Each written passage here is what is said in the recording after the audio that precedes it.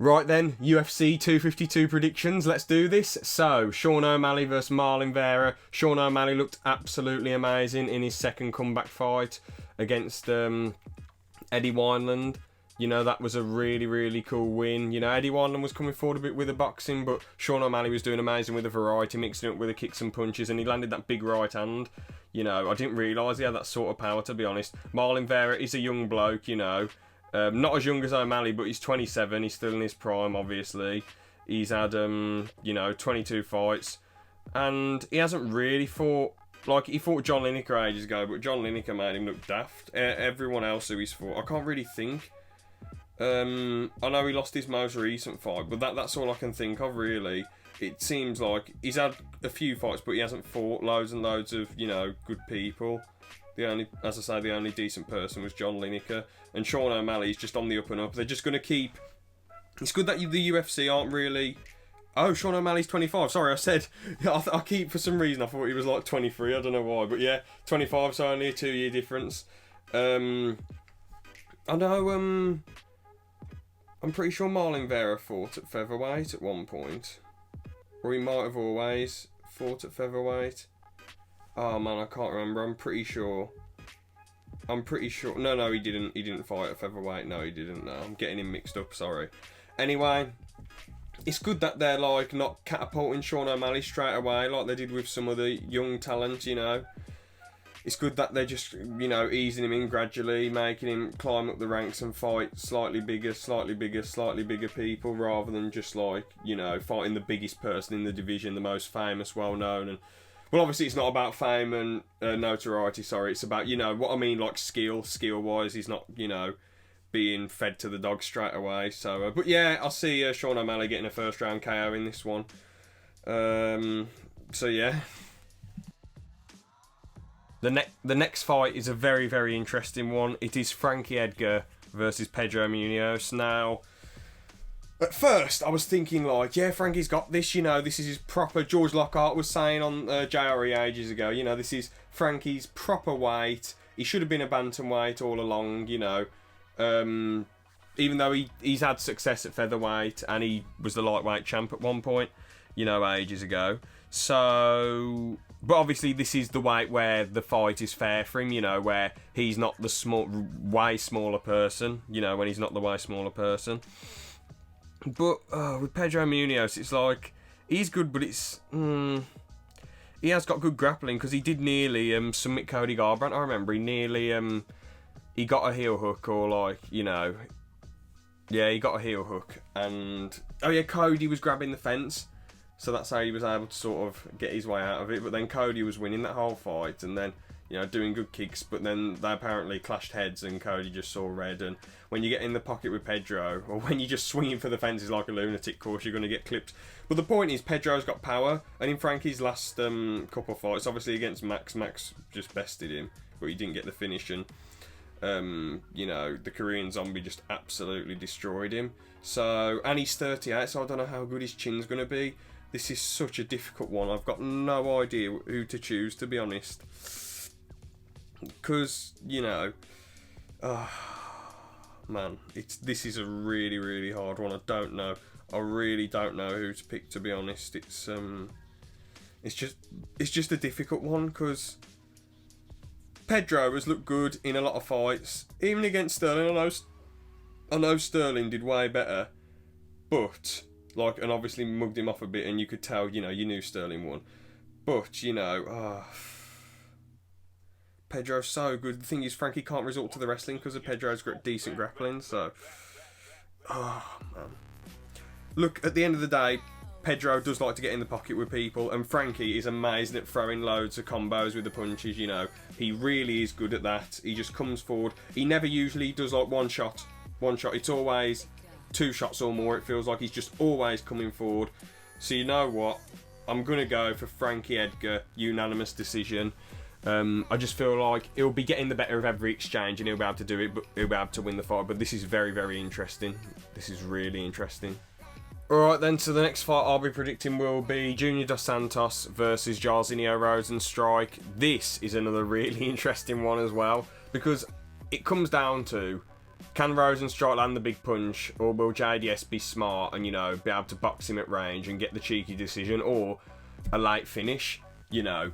So, again, like, against Overeem, JDS, I mean, I know JDS got finished by Overeem, but, like, Jairzinho Rosenstrike versus Overeem. Overeem was just, you know, beating him for 5 rounds, but, like, until the last...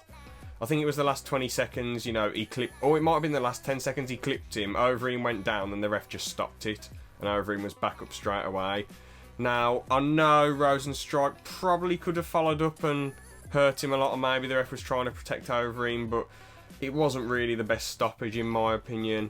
I don't want to say it's a lucky punch. Because the thing is with lucky punches, I mean, they sort of do happen, but...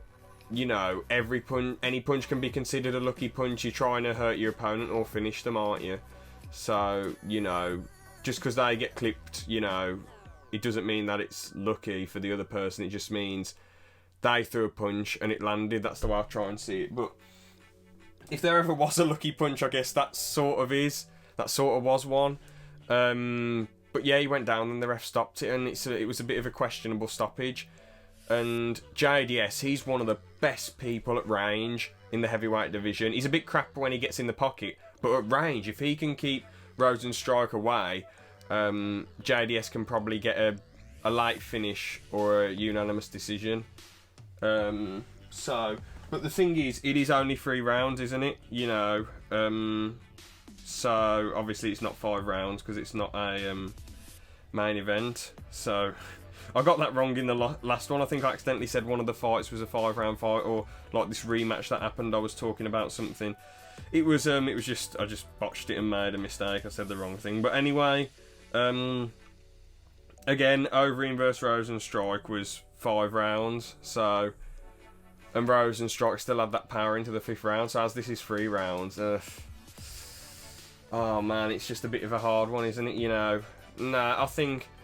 As it took him 5 rounds to land that big shot, but again he could empty the gas tank loads and really unleash on him. So, I'll probably, you know what, JDS 3rd round TKO.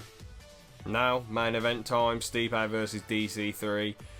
This is just insanely intriguing. You know, I really do want Stipe to win because he's such a solid bloke. He's such a cool guy. I love a person who can, you know, come back from such a massive defeat. I just really highly respect them and just think that they're an absolute legend. He got clipped in the 1st round, but then in the 2nd fight he was losing up until the 4th round.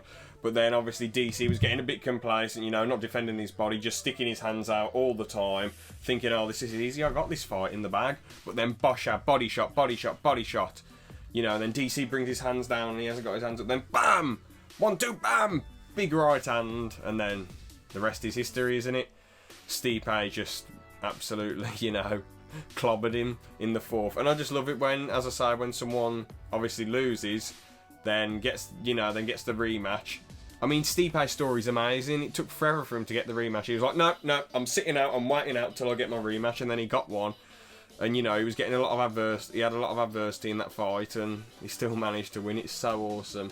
It's so amazing that he was able to outsmart a guy like DC in the 4th after being absolutely mugged off for the first 3 rounds. It just speaks massive volumes to his mental toughness, you know. You've really just got to respect him. But DC, you know, he looked amazing in that 2nd fight. Like in the 1st fight, he, you know, Stipe's winning the first 2 minutes, then there was that weird flicking eye poke, and then DC just managed to get him in the clinch and land that big right hand when Stipe left the clinch and had his hands down. So there you go. I do think the eye poke played a factor in the 1st one. DC was eye poking a lot in the 2nd one as well, which was a bit annoying because Stipe obviously had problems with his eyes afterwards, didn't he? I'm pretty sure he did, so that's why he couldn't fight DC straight away. He had to wait a bit. But at least Stipe is giving him the rematch, you know, because DC was like, oh, I'm going to go after the Brock Lesnar fight, then retire. And it's like, I thought you were a competitor. I thought you wanted to be remembered as one of the greatest. Now, beating up some bloke who, let's be real, isn't really anything great. Like, he's a good heavyweight, don't get me wrong, but he ain't really anything that good, is he? You know, DC could fight anyone else in the heavyweight division, it'd be a better win. Like, I was way more impressed with him beating Derek Lewis than him beating Brock Lesnar, because I know Brock Lesnar's a good wrestler and all that, but DC can out wrestle him. You can get him in the clinch with a dirty boxing, and he could easily beat him in the striking. Easily, it wouldn't even be close. So that fight would have just been stupid and ridiculous. And I mean, at the time, if you looked at pictures of Lesnar when he was going into the USADA testing pool, he just looked, obviously he looked a bit built, but he looked like nothing compared to before. And I'm not saying it's good that he was on roids, or that's right, or that's justified, but what I'm saying is, even on the roids, DC would just dominate him. So off the roids, it's going to be even more of a domination and a load of crap. I get DC going for the money fights, it makes sense, but when you already have enough money, when you're already, you know, financially secure, I know he would have had an extra few million, but like, I don't know, he could have been like, I'll fight Lesnar, then fight Stipe, give him the rematch. But obviously, the Lesnar fight didn't come into fruition, and he fought Stipe, so that doesn't matter too much. But, you know, it's just, I mean, DC could have been pushing more for the John Jones fight if he was just bothered about money, couldn't he, you know? So, yeah, how do I see this fight playing out? Well, it's insanely close.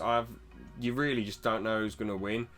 But if you go off of what happened in the last two fights that they had, you know, DC knocked him out really quick in the first one. In the second one, DC was just dominating him for the most part.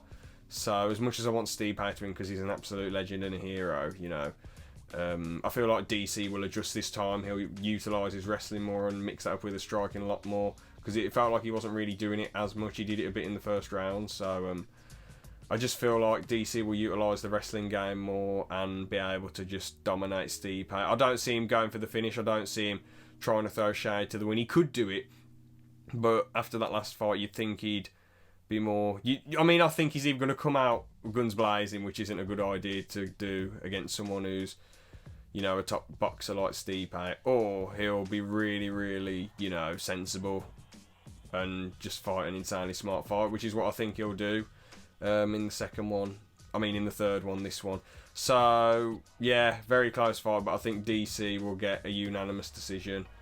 But I hope Stipe wins, you know. But yeah, I think DC gets a unanimous decision. Right then, let's talk about a few more fights on the card, which I don't know as much about, but we might as well bring them up quickly. Magomed Ankalaev versus Iron Qlaba.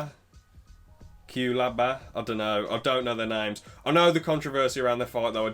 It was this fight night, wasn't it? I did see the highlights of it. Didn't actually watch I did watch the fight actually, but afterwards, and they were swinging at each other, and the one bloke, he was like pretending he was, you know, pretending to do the chicken dance and pretending to be wobbled, so the other dude would come in and lull him into a false sense of security. But the ref had mistaken that for him being, you know, wobbled, so he stopped the fight, which was weird and annoying. But at least it gives him the chance to get the win back. Who do I think will win? It was quite hard to tell. I suppose the guy who was aggressing, Magomed, he was being aggressive, but the other dude was being smarter by lulling him in and rolling with all the kicks and the punches. So, and obviously that Qlaba, whatever his name is, he's more experienced. So, hard one, very difficult again. Because the first fight didn't tell us loads, but it told us a bit. You sort of have to give it to the bloke advancing, but what about the bloke who's rolling with the punches? You know, it's a difficult one. I would probably go for Ian Qlaba, whatever his name is. I think he'll get the win. Just because, you know, and obviously I think John Dodson will beat the guy he's fighting, because Dodson did amazing against Nathaniel Wood. Once Nathaniel came charging forward, even though Nathaniel was just slightly winning it in my opinion, he just came charging forward and countered him, and you don't want to get into the pocket with a vicious man like him.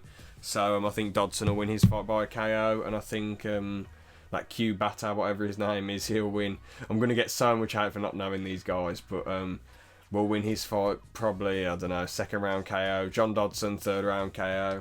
Let's go for that, might as well. Anyway, Have a good one. Hope you enjoyed the predictions, and see ya. Thanks for watching.